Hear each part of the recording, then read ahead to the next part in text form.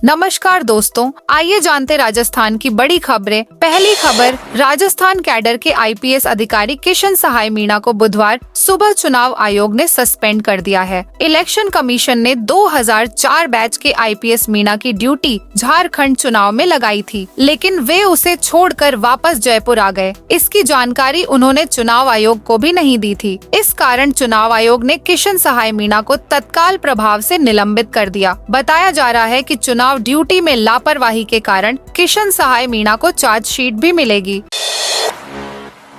नरेश मीणा ने एसडीएम को थप्पड़ जड़ा थप्पड़। राजस्थान में 7 विधानसभा सीटों के उपचुनाव में से देवली उनियारा सीट पर कांग्रेस के बागी नेता और निर्दलीय प्रत्याशी नरेश मीणा ने मतदान के दौरान एक मतदान केंद्र पर एसडीएम को थप्पड़ जड़ दिया। मीणा ने आरोप लगाया कि ईवीएम पर उनका चुनाव चिन्ह हल्का नजर आ रहा है। उन्होंने सोशल मीडिया पर एक वीडियो बनाकर शेयर किया। नरेश मीणा ने कहा, साथियों, मैं समरावता में लोगों के बीच धरने पर बैठा हूँ। इस पंचायत के लोगों को उनियारा उपखंड से हटाकर देवली उपखंड में डाल दिया। उनियारा इनका 15 किलोमीटर पड़ता है और देवली 50 किलोमीटर पड़ता है। इन लोगों की मांग है कि कलेक्टर साहब यहाँ आकर देवली उपखंड से उनियारा उपखंड में वापस डाला जाए। उन्होंने कहा, मैं 2 घंटे से यहाँ धरने पर बैठा हूँ। एसडीएम यहाँ पर चुपके से 3 वोट डलवा दिए, जो उनके कर्मचारी हैं। इस बात पर जनता उग्र हो गई थी, लेकिन अभी मामला शांत है। देवली, उनियारा और टोंक की सारी पुलिस मेरे पास बैठी है।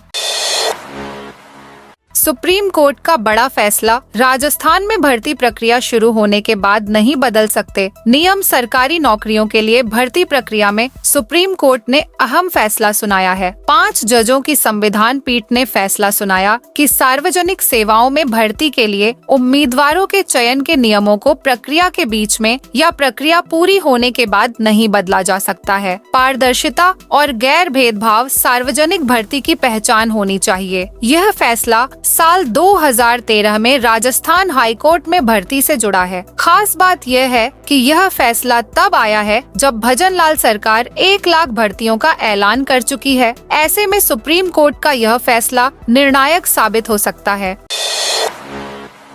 पुष्कर मेले में आया 11 करोड़ का घोड़ा। इंटरनेशनल पुष्कर फेयर में मोहाली, पंजाब से आए घोड़े की 11 करोड़ की बोली लगी है। दावा है कि ये देश का सबसे ऊंचा घोड़ा है। इस घोड़े का नाम कर्मदेव है। इसके पिता द्रोणा और दादा शानदार और परदादा आलीशान है। कर्मदेव की ऊंचाई 72 इंच और उम्र 4 साल 3 महीने है।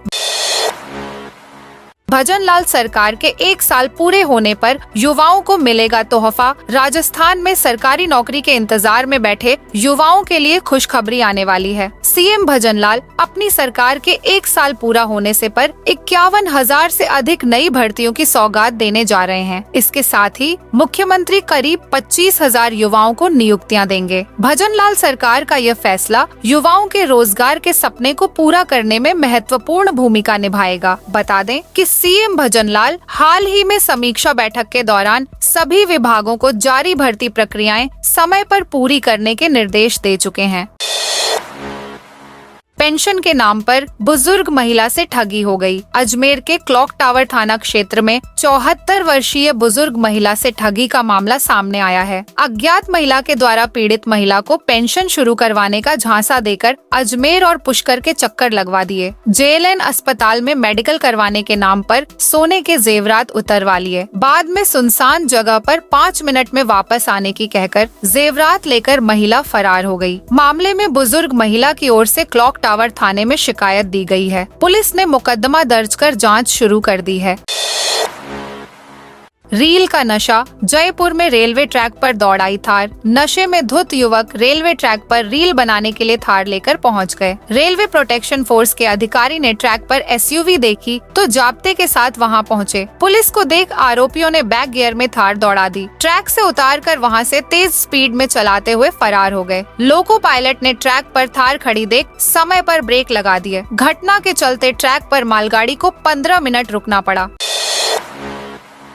रोडवेज के सभी काउंटर बंद बसों में मिलेंगे टिकट। राजस्थान पथ परिवहन निगम के उदयपुर स्थित केंद्रीय बस स्टैंड पर अब यात्रियों को काउंटर पर टिकट नहीं मिलेंगे। इसके बजाय या तो ऑनलाइन बुकिंग करानी पड़ेगी या बस में ही टिकट दिए जाएंगे। रोडवेज ने यहाँ स्थित सभी 6 टिकट काउंटरों को बंद कर दिया है। इनमें एकमात्र रिजर्वेशन काउंटर भी शामिल है। ऐसे में बस स्टैंड पर एडवांस बुकिंग भी नहीं होगी। इसके लिए मौखिक रूप से आदेश जारी हुए हैं।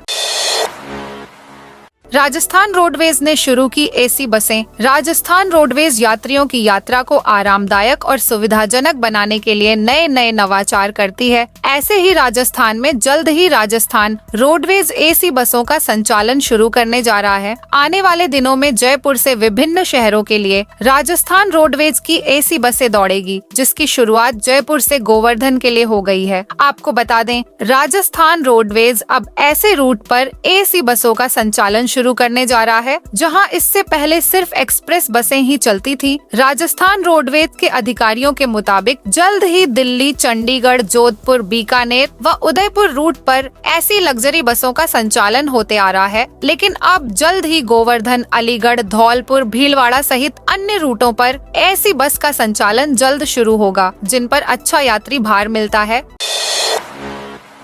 अजमेर स्टेशन के 4 प्लेटफॉर्म की लंबाई बढ़ेगी। अजमेर रेलवे स्टेशन के 4 प्लेटफॉर्म 2 से 3 और 4 से 5 की लंबाई 167 मीटर तक बढ़ाई जाएगी। इससे इन प्लेटफॉर्म पर भी लंबी ट्रेनों का ठहराव हो सकेगा और इनकी उपयोगिता बढ़ेगी। ऐसा होने से स्टेशन के एक और 6 नंबर प्लेटफॉर्म पर आने वाली ट्रेनों का दबाव कम होगा। अजमेर रेल मंडल की ओर से उप रेलवे मुख्यालय को प्रस्ताव बनाकर भेजा गया है। सरकारी स्कूलों की तरह अब आंगनबाड़ी के बच्चों को भी पाउडर वाला दूध मिलेगा। सरकारी स्कूलों के बच्चों की तरह अब आंगनबाड़ी केंद्रों में आने वाले बच्चों को भी दूध पिलाया जाएगा। अभी तक सरकारी स्कूलों में 1 से 5वीं कक्षा के बच्चों को प्रतिदिन 15 ग्राम पाउडर दूध और 6 से 8वीं कक्षा के बच्चों को 20 ग्राम पाउडर दूध दिया जाता था। पिछली कांग्रेस सरकार ने भी आंगनबाड़ी केंद्रों पर बच्चों को सप्ताह में 2 दिन दूध देने की योजना शुरू की थी, लेकिन यह योजना फाइलों में ही दबकर रह गई थी। बजट में आंगनबाड़ी केंद्रों पर 3 से 6 साल तक के बच्चों को भी पन्ना दय बाल गोपाल योजना के तहत दूध देने की घोषणा की गई थी। उम्मीद है जल्द ही दूध सप्लाई आ जाएगी। राजस्थान स्टेट ओपन स्कूल की अक्टूबर-नवंबर की परीक्षाएं 25 नवंबर से शुरू होंगी। 10वीं से 12वीं की परीक्षाएं 16 दिसंबर तक चलेंगी। अभ्यर्थियों को अपनी SSO ID के जरिए प्रवेश पत्र डाउनलोड करने होंगे। परीक्षा का समय दोपहर से शाम 4 बजे तक होगा। प्रायोगिक परीक्षाएं 27 नवंबर से 16 दिसंबर तक होंगी। 27 नवंबर तथा 5 दिसंबर को 12वीं कक्षा की परीक्षाएं 2 पारी में होगी। शादी में खाना खाने के बाद 26 लोग बीमार। शादी समारोह में दुल्हन पक्ष के 26 लोग फूड पॉइजनिंग का शिकार हो गए। सभी ने खाने में दही भल्ले खाए थे। इसके बाद उल्टी दस्त की शिकायत होने लगी। सभी लोगों की अचानक से तबीयत बिगड़ने पर रावला के सरकारी अस्पताल में भर्ती कराया। मामला अनूपगढ़ जिले की रावला मंडी में बुधवार सुबह 8 बजे का है। सूचना मिलने पर रावला तहसीलदार रामस्वरूप मीणा भी मौके पर पहुँचे। बिरसा मुंडा जयंती पर 15 नवंबर को बांसवाड़ा आएंगे सीएम। बिरसा मुंडा जयंती पर 15 नवंबर को राज्य स्तरीय कार्यक्रम बांसवाड़ा में आयोजित किया जाएगा। जनजाति क्षेत्रीय विकास विभाग की ओर से कार्यक्रम को आदिवासी गौरव दिवस के रूप में मनाया जाएगा, जिसमें मुख्यमंत्री भजन लाल शर्मा का दौरा प्रस्तावित है। भाजपा के साथ सभी राजनीतिक पार्टियां इन आयोजनों में आदिवासी समाज को साधने का प्रयास कर रही हैं। भगवान बिरसा मुंडा की जयंती के समारोह में मुख्यमंत्री भजन लाल शर्मा बांसवाड़ा आएंगे। इस आयोजन के लिए डूंगरपुर रोड स्थित खेल मैदान में विशाल पंडाल तैयार किया जा रहा है।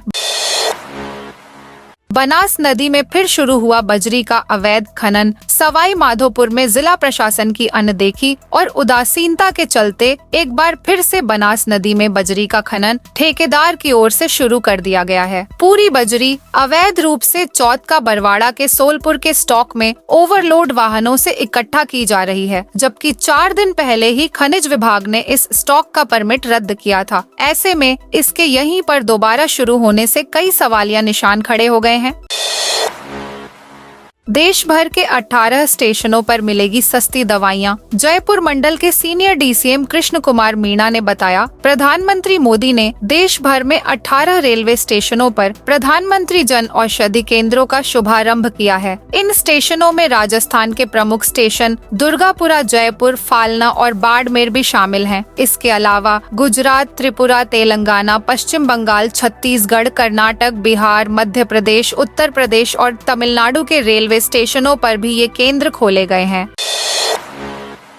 राज्य सरकार के निर्देशानुसार मानसरोवर बांध, सूरवाल बांध और डील बांध बौली से रबी फसल वर्ष 2025 की सिंचाई के लिए पानी दिया जाएगा। जिला प्रशासन ने निर्णय लिया गया कि रबी फसल वर्ष 2025 की सिंचाई के लिए डील बांध की नहर 15 नवंबर को सुबह 11 बजे, सूरवाल बांध की नहर 20 नवंबर को सुबह 11 बजे एवं मानसरोवर बांध की नहर 25 नवंबर को सुबह 11 बजे खोली जाएगी। प्रतापगढ़ में मौसमी बीमारियों का कहर। प्रतापगढ़ में मौसम के बदलाव के बाद जिला अस्पताल में सर्दी, जुकाम और बुखार के मरीजों की संख्या में अचानक वृद्धि हुई। नवंबर माह की शुरुआत से ही रात में ठंड का असर बना हुआ है। जिला अस्पताल के आंकड़ों के मुताबिक मौसम में बदलाव के बाद ओपीडी में मरीजों की संख्या बढ़ी। जिला अस्पताल में ओपीडी 24 घंटे चालू रहता है। दोपहर 2 बजे बाद इमरजेंसी सेवाओं में 2 डॉक्टर रहते हैं। मौसम के उतार चढ़ाव के चलते सर्दी, जुकाम, बुखार और बच्चों में कोल्ड डायरिया जैसी बीमारियों के मरीजों की संख्या में वृद्धि हुई है।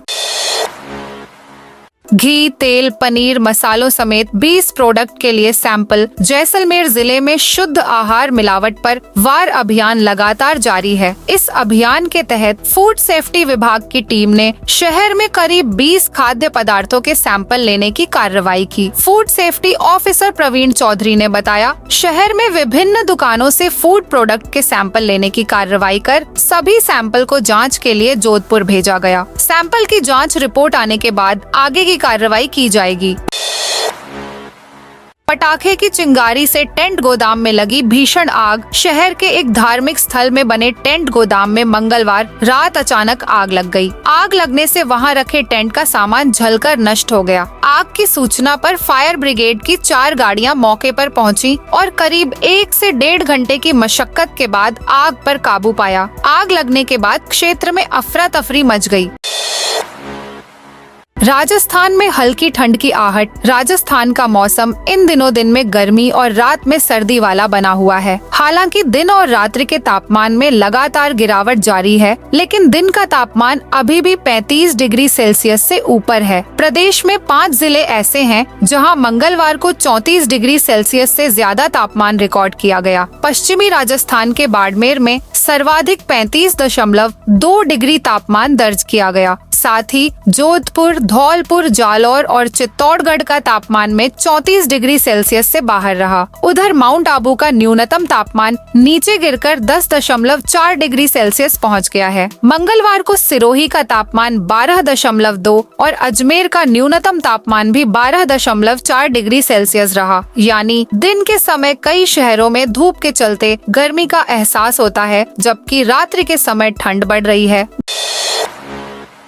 भीलवाड़ा में अतिक्रमण हटाने के लिए चलेगा विशेष अभियान। भीलवाड़ा में अतिक्रमण के चलते सड़क और बाजार में लगाने वाले जाम से मुक्ति दिलाने के लिए जिला प्रशासन द्वारा 16 नवंबर से अभियान के तौर पर मुहिम चलाई जाएगी। इसी के तहत जिला कलेक्टर नमित मेहता ने आज मंगलवार को जिला कलेक्ट्रेट कार्यालय में नगर निगम, UIT, पुलिस सहित प्रशासनिक अधिकारियों के साथ बैठक कर शहर की सड़कों को अतिक्रमण मुक्त करने के लिए प्रभावी कार्यवाही करने के निर्देश दिए हैं। उन्होंने बैठक के दौरान अधिकारियों को निर्देश दिए कि स्थायी और अस्थायी अतिक्रमण हटाने के लिए 0 टॉलरेंस रखते हुए प्रभावी कार्रवाई करें।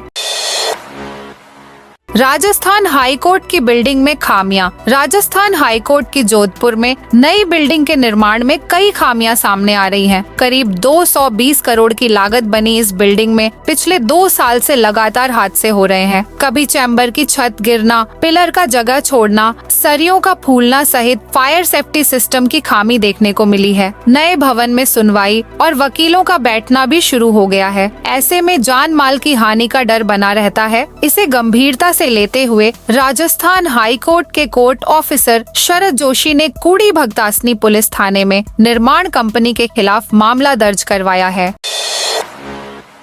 बिना पर्यावरण मंजूरी के 23,000 खदानें हो सकेंगी संचालित। सुप्रीम कोर्ट ने प्रदेश की 23,000 खदानों को राज्य स्तरीय पर्यावरण मंजूरी जारी करने की समय सीमा को 31 मार्च 2025 तक बढ़ा दिया है। मुख्य न्यायाधीश संजीव खन्ना और जस्टिस संजय कुमार की बेंच ने यह आदेश राज्य सरकार की अपील को स्वीकार करते हुए दिया। सुप्रीम कोर्ट ने साफ किया है कि प्रदेश की इन खानों को आदेश की तारीख के 3 सप्ताह के भीतर राज्य पर्यावरणीय प्राधिकरण के यहाँ पर्यावरणीय मंजूरी के लिए आवेदन करना होगा।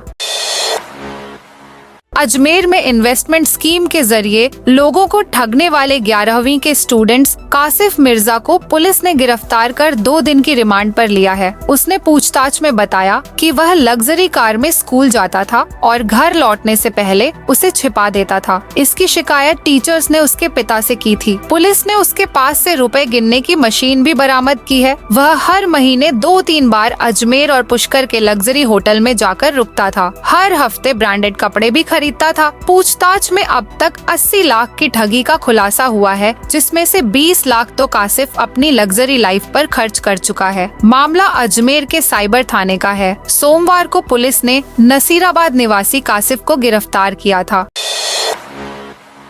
पुलिस ने मंगलवार रात एक धर्मस्थल को जेसीबी से हटा दिया। इसके बाद इस कार्रवाई के खिलाफ कुछ लोग लामबंद हो गए और देर रात थाने के सामने पहुंचकर विरोध प्रदर्शन किया। आरोप है कि पुलिस ने बिना पूर्व सूचना के धर्मस्थल हटा दिया। इस मामले में उपखंड अधिकारी ने कहा कि कुछ लोगों ने नाले पर चबूतरा बना लिया था, उसी को हटाया है। मामला भीलवाड़ा जिले के मांडल थाना इलाके के खारोल मोहल्ले का है। पुलिस प्रशासन की कार्रवाई के वीडियो सोशल मीडिया पर शेयर हुए तो हंगामा बढ़ गया। मांडल थाने के सामने देर रात 1 बजे महिलाओं बच्चों को लेकर लोग बैठ गए और भजन करने लगे। ये थी आज राजस्थान की बड़ी खबरें।